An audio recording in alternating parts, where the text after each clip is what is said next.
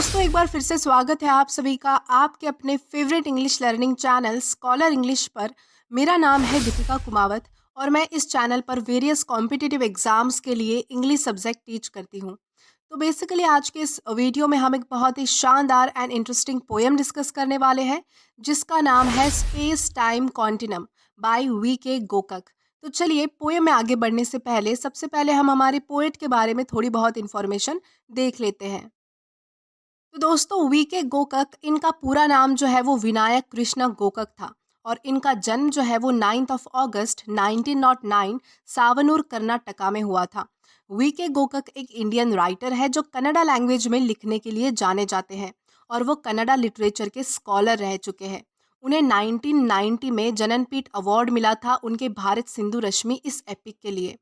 उन्हें दिव्य पृथ्वी के लिए इंडियन गवर्नमेंट ने पद्मश्री भी दिया था और लास्टली उनकी डेथ जो है वो 28 अप्रैल 1992 बेंगलुरु कर्नाटका में हुई थी। तो दोस्तों, ये तो हमने बात की हमारे पोएट के बारे में। अब हम जानेंगे इस पोएम के बारे में। तो दोस्तों, अगर बात करें इस पोएम की, तो इस पोएम का टाइटल है स्पेस टाइम कॉन्टिनम। तो सबसे पहले हम इस टाइटल को अच्छे से समझेंगे। तो यहाँ पर जो आप देख सकते हैं कि स्पेस एंड टाइम ये आपको बताया गया है। आपको ऑब्वियसली पता है कि स्पेस का मतलब होता है ब्रह्मांड और टाइम का मतलब होता है समय। और हमारे पास जो तीसरा वर्ड है वो है कॉन्टिनम। अब यहाँ पे कॉन्टिनम का मतलब होता है कि स्पेस एंड टाइम जो है वो कंटिन्यू एक दूसरे के साथ काम करते हैं, यानी कि ये दोनों चीज़ें एक दूसरे से रिलेटेड है, कनेक्टेड है। अब ये स्पेस टाइम कॉन्टिनम सुन के आपको लग रहा होगा कि ये पोएम ज़रूर साइंस से रिलेटेड होगी, बट नहीं। यहाँ हमारे स्पेस एंड टाइम इस चीज़ को माइथोलॉजी से जोड़ा गया है।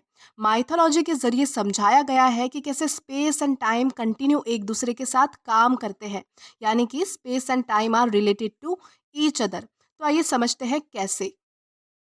तो अब इस पोयम में ये बताया गया है कि हमारे एक हिंदू गॉड है जो कि है शिव। वो एक कॉस्मिक डांस करते हैं जिसका नाम है तांडव। कॉस्मिक यानी कि ब्रह्मांड होता है, तो ऐसा कहा जाता है कि शिव ने 7 बार तांडव किया था।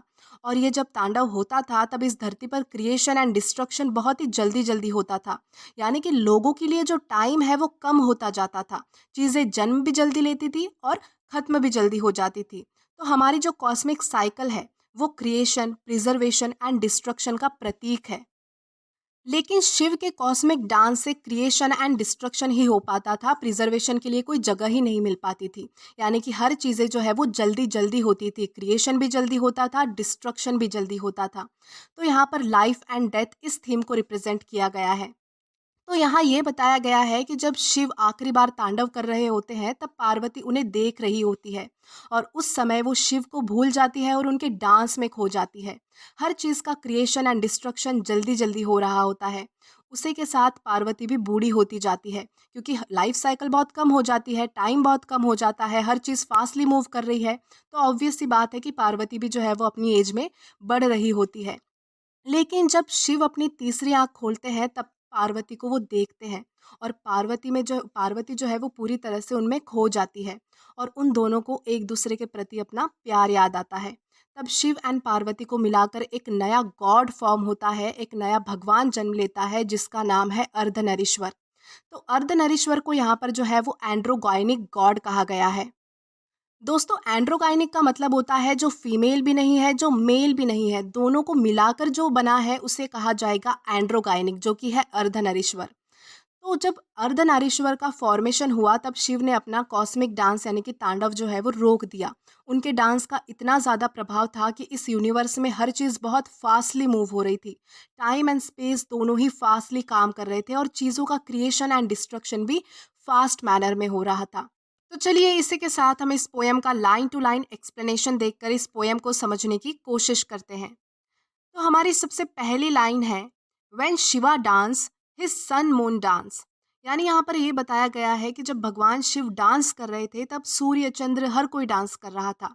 यानी कि चीज़ें जो है वो बहुत ही जल्दी जल्दी क्रिएट हो रही थी और जल्दी से डिस्ट्रॉय भी हो रही थी। ये सब कब हो रहा था? ये सब तब हो रहा था जब शिव जो है वो तांडव कर रहे थे, यानी कि अपना कॉस्मिक डांस कर रहे थे। Parvati watch entrance. यानी कि पार्वती शिव को मंत्रमुग्ध होकर देख रही थी। एंट्रांस का मतलब होता है मंत्रमुग्ध हो जाना, यानी कि किसी चीज़ में जो है वो पूरी तरह से खो जाना। तो पार्वती शिव के डांस में यानी कि उनके नृत्य में जो है वो पूरी तरह से खो चुकी थी, लीन हो चुकी थी। And grieve older every minute, यानी कि पार्वती अब हर एक मिनट से बूढ़ी होती जा रही थी, क्योंकि शिव जो डांस परफॉर्म कर रहे थे उससे क्रिएशन एंड डिस्ट्रक्शन की जो प्रोसेस है वो बहुत ही फास्ट हो चुकी थी। यानी कि चीज़ें जो है वो बहुत जल्दी जल्दी पैदा हो रही थी, जल्दी जल्दी खत्म हो रही थी। यानी कि प्रिजर्वेशन का कोई समय नहीं मिल रहा था। यानी जो चीज़ें जो है वो पैदा और खत्म जल्दी जल्दी हो रही थी, उसी की वजह से जो है वो पार्वती भी अपनी उम्र में जो है वो बढ़ती जा रही थी, यानी कि पार्वती भी बूढ़ी होती जा रही थी। Towards a doomsday that dogged her steps, यानी कि पार्वती अपने प्रलय काल की ओर बढ़ रही थी। यानी कि उनके कद जिससे जो है वो उनके कदम जो है वो पीछे खींचे जा रहे थे। यानी कि पार्वती अपने प्रलय काल की ओर बढ़ रही थी, जो उनके कदमों को पीछे खींच रहा था। डूम्सडे यानी होता है प्रलय होना। तो पार्वती शिव तांडव के कारण जो है वो अपने प्रलय काल की ओर यानी कि अपने विनाश की ओर जो है वो धीरे-धीरे जा रही थी, क्योंकि हर चीज़ का जो है वो क्रिएशन एंड डिस्ट्रक्शन फ़ास्ट हो रहा था। किसी चीज़ को जो है वो टाइम नहीं मिल रहा था। समय यानी कि टाइम जो है वो बहुत ही फ़ास्ट हो चुका था। हर चीज़ की मूवमेंट बहुत फ़ास्ट हो चुकी थी। As Parvati watch him dance, यानी कि जब पार्वती उन्हें देख रही थी, उनको डांस करते हुए देख रही थी। किसको? शिव को जब पार्वती डांस करते हुए देख रही थी, she was dancing an ever varying tempo. और तब क्या हुआ कि शिव के नृत्य की जो गति है, यानी कि उनकी जो डांस की जो स्पीड है वो बार-बार बदलती जा रही थी। एवर वेरिंग टेम्पो का क्या मतलब होता है? यानी कि गति बदलना। यानी कि वो एक ही तरह से डांस नहीं कर रहे थे, कभी फ़ास्ट, कभी स्लो, कभी इधर, कभी उधर। तो ये सारी चीज़ें जो है वो उनके डांस करते समय हो रही थी। उनके डांस की गति यानी कि उनका जो टेम्पो है, उनकी जो स्पीड है वो बार-बार टाइम के साथ जो है वो चेंज होती जा रही थी। And the gestures of his eyes and limbs were like thunder and lightning in the sky. और उनकी आंखें और हाथों की जो मूवमेंट हो रही थी डांस करते समय, वो मानो आकाश में कोई बिजली चमक रही है, बिजली कड़क रही है, उस तरह से वो दिखाई दे रहा था। यानी कि जब शिव डांस कर रहे थे तब उनकी आंखों की मूवमेंट्स हो रही थी, उनके हाथ पैरों की मूवमेंट्स हो रही थी। तो वो मूवमेंट जो है वो ऐसा लग रहा था कि जैसे कोई आसमान में बिजली कड़क रही है, कोई बिजली चमक रही है। उस तरह से वो जो है वो दिखाई दे रहा था। The improbable rhythms of his dance obscure the dancing lover, यानी उनके डांस का जो रिदम है वो इनप्रोपेबल है। इम्प्रोपेबल का मतलब है कि स्थिर नहीं है, जो कभी कम होता है कभी ज़्यादा होता है। तो इस तरह से जो है वो उनके डांस का रिदम था।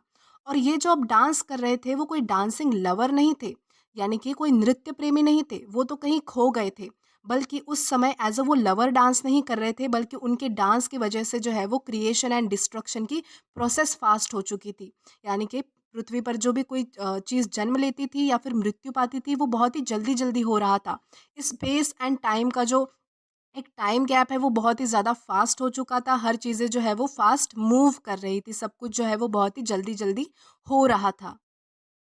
It was as though ever revolving cameras focus on and film an ever changing scene. यानी कि ऐसा लग रहा था मानो हमेशा घूमते रहने वाला कैमरा हर एक बदलते सीन पर ध्यान दे रहा था और कोई फिल्म बना रहा था। यानी कि ऐसा लग रहा था कि मानो शिव के डांस पर कोई फोकस करके उन्हें कैप्चर कर रहा है।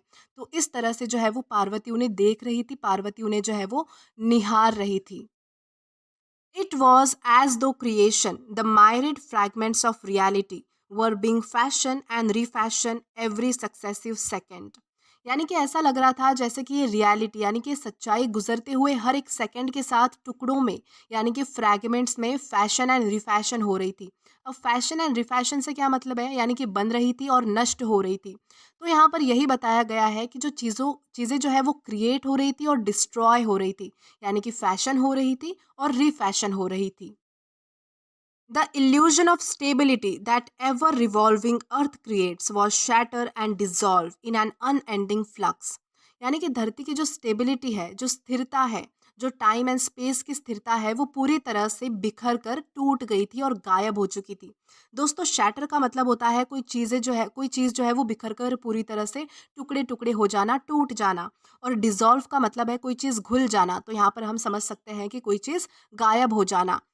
और अनएंडिंग फ्लक्स यानी कि ऐसा प्रवाह जिसका कोई अंत नहीं है, ऐसा फ्लो जिसका कोई एंड नहीं है। यानी कि ये जो अर्थ की स्टेबिलिटी है वो ऐसे प्रवाह में बह चुकी थी, ऐसे प्रवाह में घुल चुकी थी जिसका कोई अंत नहीं था। यानी कि हमारी जो अर्थ की स्टेबिलिटी है वो पूरी तरह से गायब हो चुकी थी। स्टेबिलिटी अब यहाँ पर क्यों बताया गया है कि गायब हो चुकी थी? क्योंकि जो टाइम है, जो स्पेस है, वो जल्दी-जल्दी काम कर रहे थे और शिव के कॉस्मिक डांस से जो है वो creation and destruction fastly process हो रहा था। तो इसीलिए जो है वो टाइम एंड जो स्पेस की स्टेबिलिटी है, जिस तरह से हमारा टाइम एंड स्पेस नॉर्मल तरीके से काम करता है, स्टेबल तरीके से काम करता है, उस तरह से कुछ भी नहीं हो रहा था। चीज़ें जल्दी-जल्दी क्रिएट हो रही थी और डिस्ट्रॉय भी फास्टली हो रही थी। इसलिए यहाँ पर बताया गया है कि जो अर्थ की स्टेबिलिटी है, वो पूरी तरह से तहस-नहस हो चुकी थी। But when Shiva saw with his forehead eye, यानी कि लेकिन जब शिव ने अपनी माथे की आंख से देखा, माथे की आंख से यानी कि जब शिव ने अपनी तीसरी आंख खोली, he beheld Parvati as his own well beloved the lovely and eternal bride. तब शिव ने पार्वती को अपनी प्रियतमा के रूप में देखा और एक एटर्नल यानी कि एक सुंदर और एक एटर्नल, एटर्नल का मतलब होता है जो कभी खत्म नहीं होती ऐसी चीज जो एंडलेस है। यानी कि ऐसी ब्यूटी के साथ जो है वो शिव ने पार्वती को देखा और शिव ने जो है वो पार्वती को एक ब्राइड के यानी कि एक दुल्हन के रूप में देखा। When Parvati watched the dance with the eye of her soul, she saw the dancer rather than the dance. यानी कि जब पार्वती अपनी मन की आंखों से भगवान शिव का डांस देख रही थी, तब वो डांस की बजाय डांसर को देख रही थी। यानी कि वो उनके डांस को नहीं देख रही थी, बल्कि डांसर यानी कि शिव को देख रही थी, यानी पार्वती को शिव दिखाई दे रहे थे। It was Shiva her primordial lover, यानी जो शिव है, यानी ये जो थे वो शिव थे जो पार्वती के प्रीमॉर्डियल लवर थे। प्रीमॉर्डियल का क्या मतलब होता है? प्रीमॉर्डियल का मतलब होता है कि सबसे पहले, एकदम प्राचीन, यानी कि जब टाइम स्पेस ये दुनिया कुछ भी नहीं हुआ करती थी, समय से भी पहले, जब समय शुरू भी नहीं हुआ था, उससे पहले भी जो है वो शिव जो है वो पार्वती के लवर रह चुके हैं, यानी कि प्रेमी रह चुके हैं। यानी कि उन्हें यहाँ पर जो है वो प्रीमॉर्डियल लवर कह के बताया गया है। whom she had met before the dawning of days, यानी कि पार्वती की मुलाकात शिव से तब हुई थी जब दिन के उजाले भी नहीं हुआ करते थे। यानी कि जब टाइम, समय, दिन रात ऐसी कोई चीज़ ही नहीं हुआ करती थी, तब से पार्वती और शिव एक दूसरे को जानते हैं। यानी कि उनका प्यार जो है वो इतना ज़्यादा प्राचीन है, इतना ज़्यादा पुराना है, प्रीमॉर्डियल है। जब इस संसार में समय नाम की कोई चीज़ नहीं थी, तब से वो एक दूसरे को जानते हैं। At such moments their love was intense and they become one, यानी कि ऐसे समय में उनका प्यार जो है वो और भी ज़्यादा इंटेंस हो गया, यानी कि प्रबल हो गया, और भी ज़्यादा शक्तिशाली हो गया, और शिव और पार्वती जो है वो एक हो गए। द एंड्रोगाइनिक गॉड अर्धनरीश्वर एटर्नल इनफाइनाइट, यानी कि जब शिव और पार्वती एक हुए तब एक एंड्रोगाइनिक गॉड को उन्होंने जन्म दिया, यानी कि एक एंड्रोगाइनिक गॉड का फॉर्मेशन हुआ। एक ऐसा भगवान जो कि ना स्त्री है ना पुरुष है, दोनों का रूप है, जो कि है अर्धनरीश्वर। और अर्धनरीश्वर एटर्नल है, यानी कि जिसका ना कोई आदि है ना जिसका कोई अंत है, जो कि अनंत है, यानी कि इनफाइनाइट है, वो है अर्धनरीश्वर। तो दोस्तों, इसी के साथ हमारी इस ब्यूटीफुल पोयम का यहाँ पर एक्सप्लेनेशन खत्म होता है। आई होप आपको ये वीडियो ज़रूर पसंद आया हो, और अगर आपको ये वीडियो पसंद आया है तो do like this video, subscribe the channel and share as much as you can. और अगर आपने इससे पहले वाले पोयम के वीडियोस नहीं देखे हैं तो यहाँ पर मैंने एक प्लेलिस्ट प्रोवाइड की है, जहाँ पर आप क्लिक करके वो सभी ब्यूटीफुल वीडियोज़ एक्सप्लोर कर सकते हैं। Till then keep learning. Thank you.